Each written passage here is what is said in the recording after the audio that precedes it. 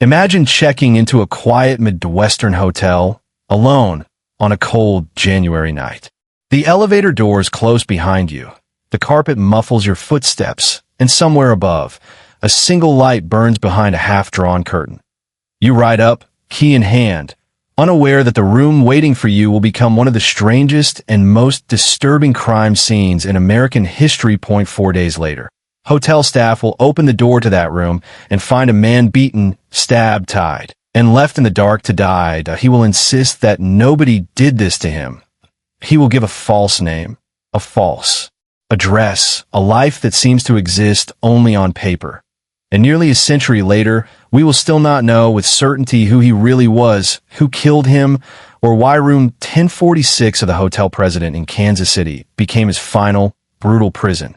Tonight, we step inside that room, that we trace the footsteps of a man who checked in under one name, died under another, and left behind a mystery so bizarre that detectives, reporters, and researchers still argue about what really happened behind that locked door. To understand the horror of room 1046, we have to go back to early 1935, to Kansas City, Missouri, a place trying to appear modern and prosperous while hiding its own shadows. The hotel president, opened in the 1920s, stood downtown as a respectable, mid-price hotel, the kind of place traveling salesmen and businessmen used while passing through. On Wednesday, January 2nd, 1935, a man walked into the lobby and asked for a small interior room, one that faced the courtyard rather than the street.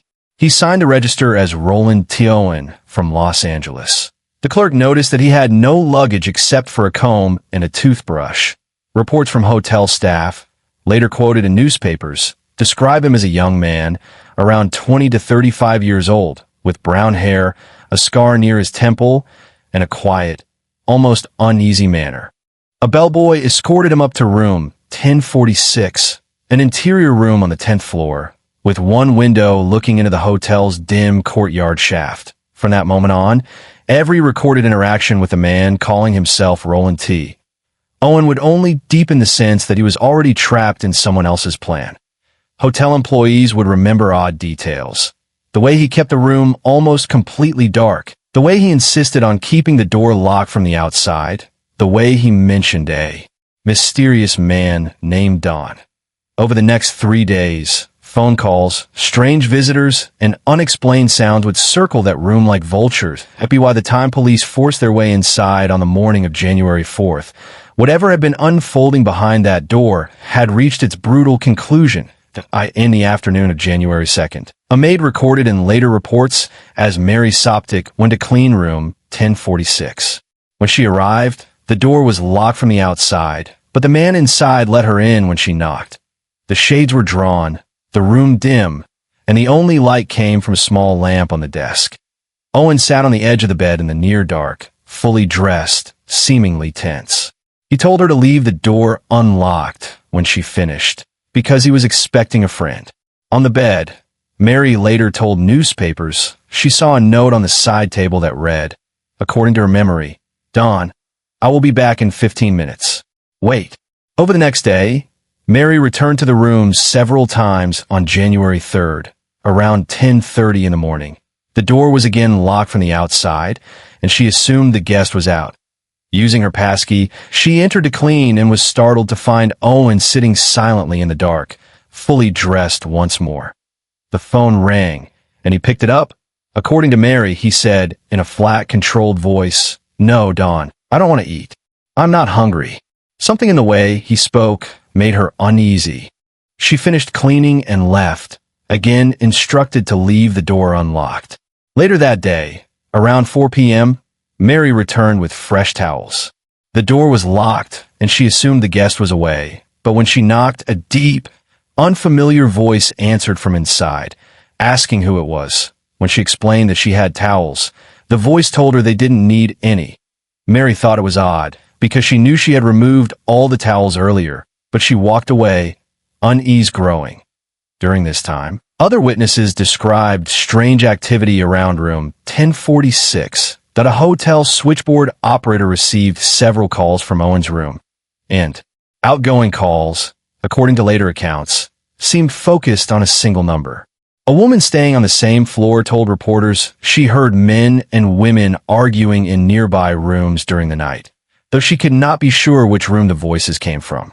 Other guests reported what they believed were sounds of someone staggering or wrestling, but no one could say for certain when the violence actually began.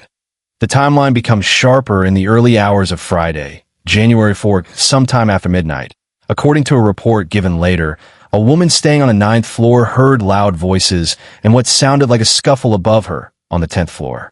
She told staff the next day that she had assumed it was a party and did not call the front desk. Shortly after 7 a.m. that morning, the hotel switchboard noticed that the phone in room 1046 was off the hook, but no call was being made at a bellboy, later identified in reports as Randolph Probst, went up to check. The door was locked from the outside, and a do not disturb sign hung on the handle. Probst knocked, and a muffled voice told him to come in, but the door would not open. It was still locked. Assuming the guest might be drunk or confused, Probst called down to the operator and reported that the phone had likely been knocked off the stand. About an hour and a half later, around 8:30 a.m., the phone in room 1046 was still off the hook. This time, another bellboy, Harold Pike, went up with a passkey. He unlocked the door and saw Owen lying on the bed, apparently drunk or ill, with the bedding in disarray and the room still dim. The phone was on the floor, knocked off the stand. Pike set it back on the hook and left, assuming the man simply needed rest. At the tea around 10:45 a.m., the switchboard saw the same problem. Room 1040 SXS phone was once again off the hook. This time, Probst was sent back upstairs, and what he found when he opened the door would haunt him for the rest of his life. The door was still locked from the outside. He used a master key. Inside, the curtains were drawn. The room was almost completely dark. As his eyes adjusted, Probst realized that Owen was not lying on the bed this time. He was on his hands and knees on the floor, several feet from the doorway, his body hunched and his arms stretched toward the wall. Blood was everywhere. A tea stained the sheets, ran down the walls, soaked the carpet, and spattered the bathroom. The hotel would later report that blood was found on the ceiling. Probst, shocked, managed to ask if Owen had fallen or hurt himself. In a weak, slurred voice, the man replied, "No, I'm not. I am not." Probst fled and called the hotel manager, who immediately summoned the police and a doctor. When the doctor arrived, he had to navigate a crime scene that looked less like a hotel room and more like a slaughterhouse painted over in human red. Owen was still alive. Somehow he had been bound with cord around his neck, his wrists, and his ankles, leaving deep marks that suggested he had been tied for some time, that he had been stabbed multiple times in the chest, and one of his lungs had been punctured. There were blows to his skull that had caused a serious head injury. The doctor would later estimate that the wounds had been inflicted several hours earlier, sometime before dawn. In other words, while hotel staff had been checking on a phone off the hook, Owen had likely been lying in that dark room, bleeding slowly to death, the sound of the city waking up muffled by thick walls and drawn curtains. When police questioned him at the scene, they asked who had done this. According to contemporary newspaper reports, he answered, "Nobody."